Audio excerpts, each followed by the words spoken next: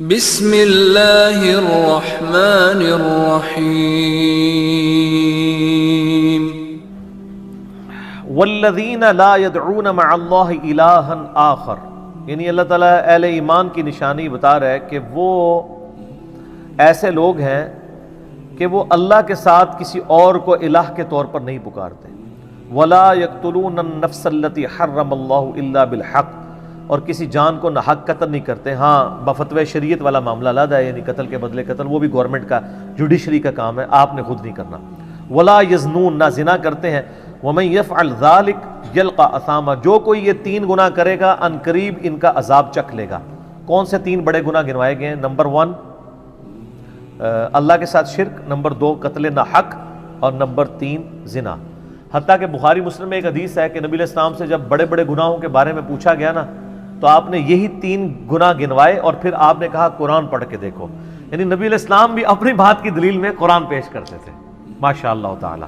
والذین لا يدعون مع اللہ الہا آخر ولا يقتلون النفس التي حرم اللہ الا بالحق ولا يزنون ومن يفعل ذلك يلقى اثاما يضاعف له العذاب يوم القیامة ويخلد فيه مہانا، جو یہ 3 گناہ کرے گا اس کے لیے عذاب دگنا کر دیا جائے گا قیامت میں، اور وہ ذلیل و خوار کر کے آگ میں یعنی جھونکا جائے گا۔ الا من تاب، ہاں اگر کوئی ان گناہوں سے توبہ کر لے۔ کون سے؟ نمبر 1 شرک، نمبر 2 قتل ناحق، اور نمبر 3 زنا۔ وآمن وعمل عملا صالحا، اور ایمان لے آئے، یعنی ایمان تو پہلے بھی ہوگا، نہیں صحیح والا ایمان، اور نیک عمل کرے۔ فَأُولَئِكَ يُبَدِّلُ اللَّهُ سَيِّئَاتِهِمْ حَسَنَاتٍ، تو پھر ایسے شخص کے گناہوں کو بھی اللہ تعالیٰ نیکیوں سے بدل دے گا۔ صرف معافی نہیں سر، جتنے بڑے بڑے گناہ تھے اسی لیول کی بڑی بڑی نیکیاں۔ وَكَانَ اللَّهُ غَفُورًا رَحِيمًا، اور اللہ تعالیٰ تو بخشنے والا مہربان ہے۔ وَمَن تَابَ وَعَمِلَ صَالِحًا، جو کوئی توبہ کرے اور نیک اعمال کرے، فَإِنَّهُ يَتُوبُ إِلَى اللَّهِ مَتَابًا، تو اللہ تعالیٰ کہتا ہے کہ میرے ذمے ہے اس کی توبہ کو قبول کرنا۔ یعنی اللہ تعالیٰ نے اپنے اوپر خود سے واجب کیا، حالانکہ اللہ تعالیٰ کسی چیز کا پابند نہیں ہے، کہ جو میری طرف رجوع لائے گا میں اسے ضرور معاف کروں گا۔ تو اگر کسی شخص کو اس طرح کا وہم آتا ہے نا، اور یہ وہم اس لیے بھی آ رہا ہوتا ہے، بعض اوقات لوگ یعنی اس کا ترجمہ کرتے ہوئے بالکل لفظی ترجمہ کر رہے ہوتے ہیں۔ قرآن حکیم کی آیات چونکہ پورے کانٹیکسٹ کے ساتھ ہوتی ہیں، بیک گراؤنڈ میں آیات نازل ہوئی ہوتی ہیں، لہٰذا میں جب بھی ان آیات کا ترجمہ کرتا ہوں نا، جب اسپیسیفکلی شرک کو ایڈریس کر رہا ہوتا ہوں، میرا لیکچر نمبر ہے مسئلہ نمبر 3، دعا صرف اللہ ہی سے، اور سچ پیپر بھی ہے اس کے اوپر، تو ہم یہ ترجمہ جو ہے نا یہ آیت، ان اللہ لا یغفر ان یشرک بہ، بے شک اللہ اس گناہ کو کبھی معاف نہیں کرے گا کہ کوئی شخص اللہ کے حضور قیامت والے دن اس حال میں پیش ہوا کہ اس نے دنیا میں شرک کیا ہوا، یعنی بغیر توبہ کے وہ مرا۔ وَيَغْفِرُ مَا دُونَ ذَلِكَ لِمَن يَشَاءُ، اور شرک کے علاوہ ہر گناہ معاف کر دے گا، وہ بھی اوپن لائسنس نہیں، جس کے لیے چاہے گا۔ یعنی جو شخص شرک سے توبہ کیے بغیر گیا نا، اس کی تو توبہ ہے ہی نہیں قیامت میں۔ ہاں دنیا میں کر گیا وہ معاملہ علیحدہ ہے، قیامت میں اللہ سے اس حال میں ملا کہ اس نے دنیا میں شرک کیا ہوا اور توبہ نہیں کی ہے، تو اللہ تعالیٰ اس کا گناہ معاف نہیں کرے گا۔ وَمَن يُشْرِكْ بِاللَّهِ فَقَدْ ضَلَّ ضَلَالًا بَعِيدًا، جو کوئی شرک کرتا ہے وہ گمراہی میں دور جا پڑا، وَلِعَاذُ بِاللَّهِ تعالی۔ دنیا میں تو میرے بھائی جامعہ ترمذی میں حدیث ہے، نبی علیہ السلام نے فرمایا موت کے غرغرے سے پہلے اللہ تعالیٰ توبہ قبول کرتا۔ موت کے غرغرے سے مراد ہے نزع کا عالم طاری ہونے سے پہلے، جب کسی کو موت نظر آ گئی نا، اب وہ توبہ نہیں کر سکتا۔ وہ تو قرآن حکیم میں ہے نا، فرعون جب ڈوبنے لگا تھا تو اس نے کیا کہا تھا؟ میں ہارون اور موسیٰ کے رب پر ایمان لاتا ہوں، بنی اسرائیل کے رب پہ۔ تو اللہ تعالیٰ نے کیا فرمایا تھا؟ الآن، اب لایا ایمان۔ حالانکہ ایمان تو لے آیا تھا، وہ گرگرا تو وہ لے ہی رہا تھا نا، غوطہ تو کھا رہا تھا نا۔ تو موت کے گرگرے سے مراد ہے نزع کا عالم طاری ہونے سے پہلے۔ اور اس میں ایک پوائنٹ کئی دفعہ ہائی لائٹ کر چکا ہوں، یہاں پہ بھی کر دوں۔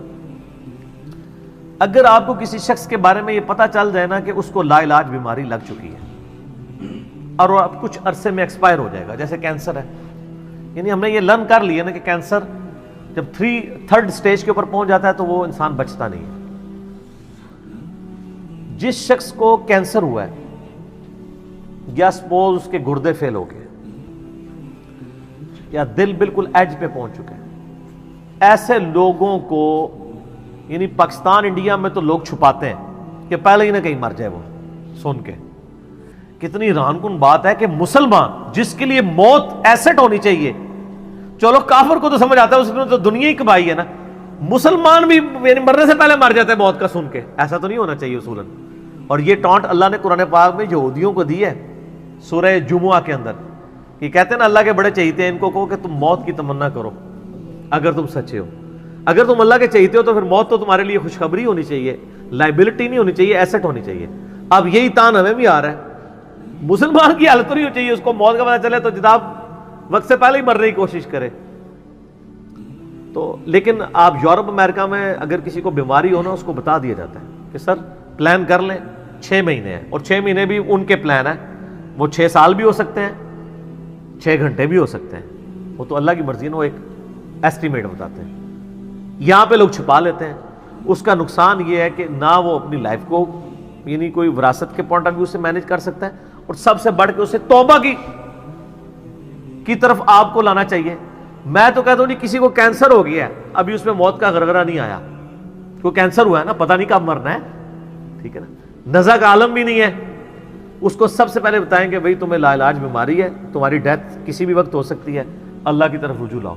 سر اس نے پوری زندگی بھی عیاشی کی تھی نا، وہ اپنی آخرت مینج کر سکتا ہے، وہ تو خیر کر سکتا ہے، ہمیں بھی اپنی آخرت مینج کرنی چاہیے روزانہ۔ مرنے سے پہلے توبہ کرنی چاہیے۔ روزانہ ہم مرتے ہیں نا، صحیح بخاری میں حدیث ہے نا، نبی علیہ السلام رات کو سوتے ہوئے کیا دعا مانگتے تھے؟ اللہم باسمک اموت و احیا، میں تیرے نام پر مرتا اور جیتا ہوں، یعنی سوتا اور جاگتا ہوں، کیونکہ صحیح بخاری میں حدیث ہے موت جو ہے وہ نیند کی بہن ہے۔ اور جب آپ صبح اٹھتے ہیں تو وہ بھی صحیح بخاری میں دعا ہے، الحمدللہ الذی احیانا بعد ما اماتنا والیہ النشور۔ تمام تعریفیں اس اللہ کے لیے ہیں جس نے مجھے مرنے کے بعد زندہ کیا، یعنی موت کے بعد زندہ کیا، اور میں نے پلٹ کے اس کی طرف جانا ہے۔ تو رات کو سونے سے پہلے توبہ کریں، اور سب سے بیسٹ توبہ تو وہ بخاری مسلم میں حدیث ہے، جس نے رات میں سورۃ البقرہ کی آخری 2 آیات پڑھ لی، اسے ہر چیز سے کفایت کر جائیں گی۔ آمن الرسول بما انزل الیہ من ربہ والمؤمنون کل آمن باللہ وملائکتہ وکتبہ ورسلہ لا نفرق بین احد من رسلہ وقالوا سمعنا واطعنا غفرانک ربنا والیک المصیر لا یکلف اللہ نفسا الا وسعها آنورڈ۔ اس میں تجدید ایمان بھی ہے، اللہ پر ایمان، کتابوں پر، فرشتوں پر۔ اس کے بعد دعائیں ہیں، ربنا لا تؤاخذنا ان نسینا واخطانا، اس کے اندر توبہ شامل ہے۔ سب سے بیسٹ تجدید ایمان جو ہے سورہ بقرہ کی آخری 2 آیات ہیں، اور یہ ہمارے وظیفے میں ہم نے بلو کارڈ کے اوپر بھی لکھا ہے کہ نبی علیہ السلام نے فرمایا، اور یہ حدیث بخاری مسلم دونوں میں، جو شخص رات کو سونے سے پہلے سورۃ البقرہ کی آخری 2 آیات پڑھ لے، اس میں جو کچھ اللہ سے مانگا ہے وہ اس کو دے دیا جائے گا، یہ بھی الفاظ ہے۔ تو اس میں کیا کچھ مانگا ہوا ہے؟ تو تجدید ایمان۔ پھر صحیح بخاری میں حدیث ہے کہ نبی علیہ السلام فرمایا، جو صبح یقین کے ساتھ ایک دفعہ پڑھ لے سید الاستغفار، اور شام سے پہلے اگر مر گیا سیدھا جنت میں جائے گا، اور اگر شام کو پڑھ لیا پورے یقین کے ساتھ، یقین سے مراد ہے کہ باقی توبہ کا اس کا ارادہ ہوا، صبح سے پہلے مر گیا سیدھا جنت میں۔ اللہم انت ربی لا الہ الا انت خلقتنی وانا عبدک وانا علی عہدک ووعدک ما استطعت اعوذ بک من شر ما صنعت ابوء لک بنعمتک علی وابوء بذنبی فاغفر لی فانہ لا یغفر الذنوب الا انت۔ یہ سید الاستغفار ہے۔ تو یہ وہ ہے توبہ جو روزانہ کرنی چاہیے، نزع سے پہلے یعنی صبح پہ پڑھے، شام کو پڑھے۔ بلکہ مسند البزار میں صحیح سند کے ساتھ ہے کہ نبی صلی اللہ علیہ وآلہ وسلم ہر فرض نماز کے بعد بھی سید الاستغفار پڑھتے تھے، ہر فرض نماز کے بعد۔ ایک تو ہم پڑھتے ہیں نا، اللہ اکبر استغفر اللہ استغفر اللہ استغفر اللہ، اللہم انت السلام ومنک السلام تبارکت یا ذا الجلال والاکرام۔ اس کے بعد آپ سید الاستغفار، آیت الکرسی بھی پڑھیں۔ آیت الکرسی کے بارے میں بھی آیا ہے سنن نسائی الکبریٰ کے اندر صحیح سند کے ساتھ، ہم نے گرین کارڈ میں ڈالا ہے کہ جو شخص آیت الکرسی فرض نماز کے فوراً بعد پڑھے گا مرتے ہی جنت میں جائے گا۔ لیکن نماز پڑھے گا، خالی آیت الکرسی نہیں، نماز کے فوراً بعد، تو نماز بھی اس کو پڑھنی چاہیے۔ تو اس طرح یعنی تجدید ایمان والا یہ معاملہ بھی کرنا چاہیے، اور یہ وہم ہی نہیں بننا چاہیے کہ اللہ تعالیٰ معاف نہیں کرے گا۔ صحیح بخاری اور مسلم دونوں میں حدیث ہے کہ میں اپنے بندے کے گمان کے قریب ہوں، جو بندہ میرے لیے گمان کرتا ہے میں ویسا ہوں اس کے لیے۔ جو شخص یہ کہتا ہے اللہ مجھے معاف نہیں کرے گا تو اس کو واقعی اللہ معاف نہیں کرے گا، اور جو کہے گا کہ اللہ تعالیٰ مجھے معاف کر دے گا اسے اللہ معاف کر دے گا۔ تو انشاءاللہ تعالیٰ یہ کبھی ایسا نہیں کرنا چاہیے اللہ تعالیٰ سے نا امیدی والا معاملہ۔ آپ اپنے رب کے وعدوں پر، نبی صلی اللہ علیہ وسلم کے وعدوں پر یقین رکھیں کہ جس شخص نے سچے دل سے توبہ کی ہے اس کی نہ صرف توبہ قبول ہوگی سورۃ الفرقان آیت نمبر 70 کے تحت، بلکہ اس کے گناہوں کو بھی نیکیوں سے بدل دیا جائے گا۔ تو اللہ تعالیٰ رجوع لانے والوں کو پسند فرماتا ہے، بار بار رجوع لاتے رہنا چاہیے، اللہ تعالیٰ سے اپنے آپ کو آزاد نہیں کرنا چاہیے۔ نیکی کی ہو یا نہ کی ہو، گناہ کیا ہو یا نہیں کیا، یہ علیحدہ سے بات ہے۔ نبی علیہ السلام سے بڑھ کر کون نیک ہو سکتا ہے؟ صحیح بخاری میں حدیث ہے کہ میں بھی روزانہ 70 سے زیادہ دفعہ اپنے رب کی طرف استغفار لے کے آتا ہوں، استغفر اللہ و اتوب الیہ، نبی علیہ السلام۔ اور یہ 70 کا عدد آپ نے کثرت کے لیے بولا ہے۔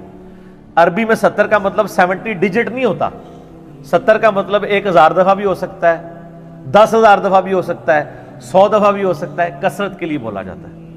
تو استغفار تو بندے کی ضرورت ہے، یہ اللہ سے ایک نیکی ہے، اور ہر چیز کے ساتھ استغفار اٹیچ ہے۔ آپ دیکھیں کہ محفل سے اٹھنے کی جو دعا ہے اس میں استغفار ہے، سبحانک اللہم بحمدک اشہد ان لا الہ الا انت استغفرک و اتوب الیک، سنن نسائی میں حدیث ہے۔ پھر سنن نسائی الکبریٰ میں حدیث ہے کہ نبی علیہ السلام وضو کے بعد بھی یہ دعا پڑھتے تھے، سبحانک اللہم بحمدک اشہد ان لا الہ الا انت استغفرک و اتوب الیک، اور فرمایا یہ پڑھ لو تو یہ اللہ تعالیٰ قیامت کے دن تک کے لیے اس کو سنبھال کے رکھ دے گا، تمہیں اس کے عوض نیکیاں ملیں گی۔ ٹھیک ہے نا؟ تو رجوع اللہ، استغفار، ہر وقت اللہ کی طرف رجوع لاتے رہنا چاہیے۔